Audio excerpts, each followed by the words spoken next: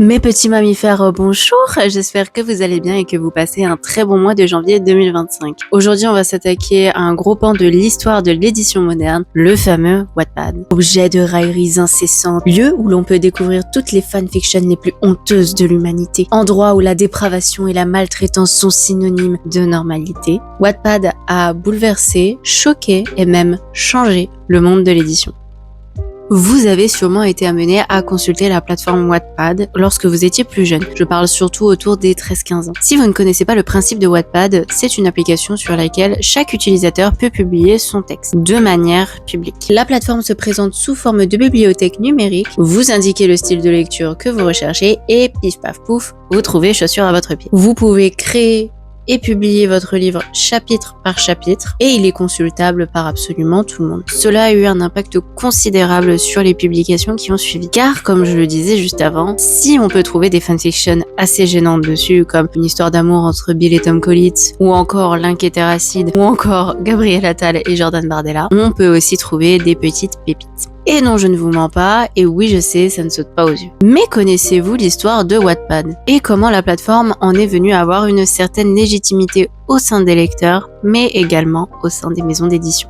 Wattpad a été créé en 2006 par deux jeunes messieurs, Alan Lowe et Ivan Nguyen. À l'époque, on constatait déjà une forte baisse de ce qui s'appelait les forts lecteurs. Ces créateurs ont donc expliqué qu'ils étaient sûrs que les gens continueraient de lire et d'écrire, mais bien évidemment pas de la même façon. Et pourquoi? Il faut bien comprendre qu'au début des années 2000, la société connaissait énormément de changements, notamment dans le terme du numérique. Et cela a forcément impacté le monde du livre. Il était à l'origine basé sur le principe du License Creative Commons, ce qui signifie que les textes présents dessus étaient consultables par absolument tout le monde dans leur entièreté. Le but étant de pouvoir partager ses écrits avec un maximum de monde. On peut lire les chapitres gratuitement, on peut les partager et également les commenter. Ce site est donc devenu très vite viral, notamment pour les jeunes puisqu'il permettait d'avoir accès à des textes gratuitement et aussi rapidement. Et avec le développement du smartphone, on peut dire que ça a plutôt été un vrai carton. Enfin bon, j'abuse un petit peu, un vrai carton peut-être pas tout de suite. Il aura quand même fallu attendre l'arrivée de l'iPhone et de la Kindle et également attendre que tous les systèmes d'exploitation de tous les téléphones puissent accueillir l'application Wattpad. Et très vite, les chiffres se sont affolés. On est monté en 2014 à 300 000 textes présents sur la plateforme et pour continuer un petit peu sur les chiffres,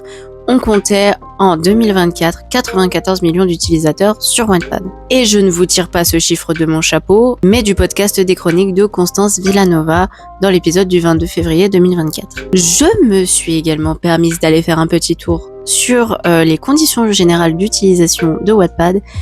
Je peux vous assurer que ça vaut le détour. Il y a 3 points dans les conditions d'utilisation, ce sont les 3 premiers et donc par conséquent les plus importants. Le premier point étant d'avoir 13 ans minimum. C'est-à-dire qu'en dessous de 13 ans, on ne peut pas aller sur Wattpad. J'ai presque envie de dire encore heureux, mais ça veut surtout dire que Wattpad est ouvert aux enfants de 13 ans. Je dis que ça fait peur dans le sens où ce qu'on peut trouver sur Wattpad des fois peut ne pas être adapté à ce type de public. Le deuxième point étant d'avoir un compte. Voilà, jusqu'ici vous devez, si vous voulez publier sur Wattpad, vous devez avoir un compte. Le troisième point relève surtout des droits d'auteur en fait. Évidemment, Wattpad demande à ce que l'on soit l'auteur de ce que l'on publie, mais se décharge par la suite de toute responsabilité du contenu que l'on publie. C'est-à-dire que nous seuls sommes responsables de ce que nous publions. Alors, j'aime bien parce que d'un côté, Wattpad se décharge complètement des responsabilités du contenu que l'on peut publier. Donc si vous écrivez des trucs de ouf, c'est votre problème. En revanche, Wattpad précise dans un point qu'il se réserve le droit d'utiliser notre contenu afin de promouvoir des services. Et en farfouillant un petit peu dans ces conditions d'utilisation, je suis tombée sur la liste des choses à faire et ne pas faire. Le premier point étant ne violez pas la loi. Alors, même si là on fait référence aux droits d'auteur, j'ai presque envie de dire ne violez pas la loi de manière générale, d'accord ? Soyez des bons samaritains s'il vous plaît. De 2, ne pas endommager l'ordinateur de quiconque. Alors ça s'appelle du civisme, pas trop dans quelle dimension ça peut arriver, mais c'est pas grave. Et ensuite on a des points plutôt classiques comme ne récupérez pas les données de Wattpad, ne volez aucun contenu Wattpad sans autorisation et ne volez pas la précieuse propriété intellectuelle de Wattpad, n'utilisez pas Wattpad à des fins commerciales. Jusqu'ici ça reste des points classiques, même si dans la liste des choses à faire et ne pas faire, ça semble plutôt évident. Wattpad a en quelque sorte ouvert la voie aux auteurs et aux autrices de l'époque. En effet, si on rappelle un schéma classique, un auteur ou une autrice envoie son manuscrit à une maison d'édition et la maison d'édition choisit ou non de le publier après examination du manuscrit. La publication peut se faire en format papier et numérique. Et bien sûr, vous vous doutez bien qu'en 2006, les livres numériques c'était pas hyper développé, même si ça arrivait pas mal. C'était donc une petite révolution du côté de l'édition. Passer du papier au numérique, c'est un gain de temps, mais également un gain d'argent. Et c'est donc toute une génération qui s'est habituée à lire sur écran. Parce que au-delà du fait de lire sur Wattpad, il y avait également le fait de lire, pour ceux qui lisaient les mangas, de lire des scans sur ordinateur. Souvent, les auteurs et autrices ont ce qu'on appelle des bêta-lecteurs et bêta-lectrices. Ça peut être des amis, de la famille. Mais Wattpad a permis justement de développer ce côté bêta-lecteur. C'est-à-dire qu'un auteur ou une autrice qui à l'origine pourrait faire lire son manuscrit uniquement, je sais pas, par sa femme ou ses enfants ou par ses amis, finalement on a un public qui est beaucoup plus large de bêta-lecteurs. Le fait de publier chapitre par chapitre et que chaque utilisateur puisse laisser un commentaire pour expliquer ce qu'il a aimé ou moins aimé permet justement à l'auteur de pouvoir s'améliorer et de comprendre où sont les failles ou au contraire les points forts de son manuscrit. Cela a aussi permis d'ouvrir le champ des possibles pour beaucoup d'auteurs et d'autrices. On a souvent rendu l'image d'un auteur très élitiste, quelqu'un d'assez haut socialement parlant avec énormément de vocabulaire extrêmement varié, des œuvres qui du coup sont censées nous faire réfléchir. Et en fait, on passe de cette image d'auteur extrêmement élitiste à une littérature dans laquelle Monsieur Tout le Monde ou Madame Tout le Monde peut écrire. Et non pas dans un but de réfléchir au sens de la vie et au sens de la société, mais beaucoup plus pour divertir et justement échapper au quotidien. C'était donc assez compliqué durant cette époque de se faire publier. Et je tiens à le rappeler car c'était notamment le cas pour Harry Potter et son autrice J.K. Rowling. D'ailleurs, c'est le sujet de l'un des premiers points littérature dans lequel j'explique que J.K. Rowling a dû justement modifier son nom lorsqu'elle a été publiée par Bloomsbury. Il était vu comme étant plus compliqué d'être publié et justement d'être vendeur si le nom inscrit sur la couverture était celui d'une femme. Les discriminations aujourd'hui sont donc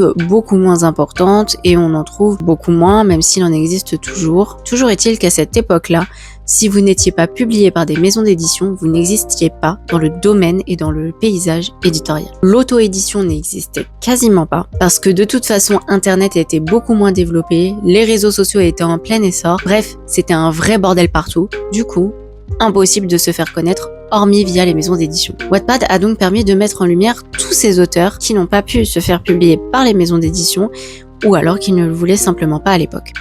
Plusieurs gros succès ont émergé grâce à la plateforme Wattpad. J'ai vraiment dit Wattpad quand même. Et ont permis à plusieurs auteurs et autrices de se faire publier en format papier, mais surtout de se faire signer en maison d'édition. Ça a été le cas de Morgane Moncomble avec son titre Viens on s'aime, qui aujourd'hui est chez Hugo Publishing. Mais également avec la série After d'Anna Todd, Captive de Sarah Rivens, ou encore Nin Gorman avec Le Pacte des Mains. Et je n'en ai pas dit tant que ça. Ces autrices ont toutes été autrices de best-sellers, soit à l'instant T, soit par la suite, et ont toutes signé dans des maisons d'édition. Sarah Rivens avec Like Stone, Nin Gorman avec La nuit où les étoiles se sont éteintes, ou Morgane Moncomble avec la série Seasons. Si vous avez prêté attention à tout ce que je vous ai dit jusqu'ici, vous pouvez remarquer que toutes ces autrices ont d'ailleurs 2 points communs. Le premier étant qu'elles sont des femmes, le deuxième étant qu'elles écrivent toutes de la romance. Mais pourquoi la romance particulièrement ? Déjà, la majorité des utilisateurs Wattpad sont des femmes. Après, je vous vois venir, non, il n'y a pas de genre prédéfini pour lire tel ou tel genre littéraire. Tout ce que je veux dire, c'est que la romance est majoritairement lue par un public féminin, ou du moins attribuée à cette image féminine. Et on peut même dire que la romance s'est développée et a évolué grâce à Wattpad.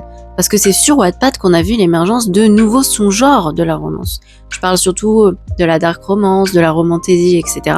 Ce que je veux dire, c'est qu'à l'époque, on trouvait soit des livres érotiques dans lesquels il y avait des scènes olé olé toutes les 2 pages, ou alors on trouvait des livres harlequins dans lesquels le simple fait de s'effleurer la main était un crime contre l'humanité. Et en fait, Wattpad a permis ce mélange de 2 genres. Ça a permis de créer justement ces romances un peu hybrides. Bon, ça n'explique toujours pas pourquoi la romance et pas le polar ou l'essai philosophique. Eh ben peut-être que cela relève-t-il juste d'une simple tendance. Alors une tendance qui dure, on s'entend, mais on peut également se poser la question du côté de la fanfiction. Pourquoi est-ce que c'est si populaire sur Wattpad? Bon, pour les vrais, il y a aussi Skyblog, mais c'est un peu trop sombre pour qu'on en parle ici. Parce que c'est également des histoires qui portent sur des personnes qui sont très connues, très appréciées, ou non, je ne viserai personne, et qui donc peuvent trouver un lectorat puisque des communautés existent déjà autour de ces personnalités. La romance et la fanfiction sont des genres populaires et appréciés par le grand public. Et c'est plutôt une bonne recette. Après, je ne dis pas que toutes les romances et les fanfictions présentes sur la plateforme se valent. Certaines font quand même peur à voir, à chacun de juger. Peut-être est-ce aussi une question de cible. Il faut savoir que la romance est un genre qui est plutôt apprécié par les adolescents. Cela peut donc expliquer le fait que Wattpad s'est plutôt développé dans la romance parce que comme je l'ai dit, Wattpad s'adresse à des jeunes à partir de 13 ans. Beaucoup d'éditeurs voient aujourd'hui Wattpad comme un moyen de pouvoir dénicher les nouveaux talents. À défaut de parier sur un texte qui ne marcherait peut-être pas d'un auteur qui n'est pas connu, le fait de publier un texte qui a déjà été confronté à un public et qui l'ait été apprécié en plus de ça est un gain de temps mais aussi gage de sûreté pour un éditeur. Et on sait également qu'une communauté est déjà construite par conséquent autour de cet auteur ou cette autrice. Ce qui veut donc dire un lectorat sûr. Car bien souvent, les textes, même s'ils sont tirés de Wattpad et qu'ils ont déjà été confrontés à un public, ça va. Ils le vivent bien. Vivent du coup un travail éditorial et va donc passer entre les mains de plusieurs professionnels. Il y aura donc des modifications dans le texte. Si au départ plusieurs éditeurs voyaient d'un mauvais œil les plateformes comme Wattpad, aujourd'hui elles sont considérées comme de vrais outils. Et c'est bien pour ça que certaines maisons d'édition ont développé leur propre plateforme d'écriture. Passer son temps sur Wattpad, c'est bien, mais avoir sa propre plateforme d'écriture qui permet de dénicher les nouveaux talents de manière rapide et efficace, et surtout un peu en déviant les conseils généraux d'utilisation de Wattpad, c'est beaucoup mieux. Cette phrase était atrocement longue. Purée, je suis pas dans l'angle. C'est le cas de Fixia, développé et créé par Hugo en 2015. La plateforme a également développé ses propres concours d'écriture, prix, etc. Je tiens à dire que Wattpad l'a également fait en développant ses prix et ses événements. Mais comme quoi, c'est plutôt drôle parce que chacun veut sa plateforme finalement. Parce que c'est plus simple pour aller repérer les nouveaux talents. Et quand c'est une plateforme qui vous appartient, les conseils généraux d'utilisation sont donc fixés par vous-même. Wattpad a donc créé un vrai modèle à suivre pour les maisons d'édition. D'autres suivront comme Vivieo, Scribd ou Scribooks. Mais comment ne pas parler du géant Webtoon, plateforme d'écriture au sens large du terme. L'application a le même système qu'une plateforme d'écriture. Chaque utilisateur peut publier chapitre par chapitre son histoire, à la seule différence qu'on parle de Webtoon. Ces bandes dessinées coréennes que l'on doit défiler en scrollant et qui n'ont pas de cadre. Alors, je sais que c'est encore quelque chose de différent et que ça mériterait d'avoir un épisode à part, mais c'était surtout pour montrer que les plateformes d'écriture aujourd'hui se sont adaptées à différents domaines littéraires. Et cet argument, c'est ce qui l'a rendu appréciable. C'est cette adaptabilité. Outre la question de la gratuité et de l'accessibilité. J'espère que ce point littérature épisode 11 vous aura plu. Je suis pas toujours rentrée forcément dans les détails parce que c'est vrai que je savais pas trop sur quel terrain m'aventurer et j'avoue que plusieurs sujets que j'ai abordés dans la vidéo sont en fait des futurs sujets de point littérature. En tout cas, n'hésitez pas à me dire ce que vous en avez pensé en commentaire. Je vous fais de très gros bisous et puis je vous dis à la prochaine pour un épisode 12 du point littérature.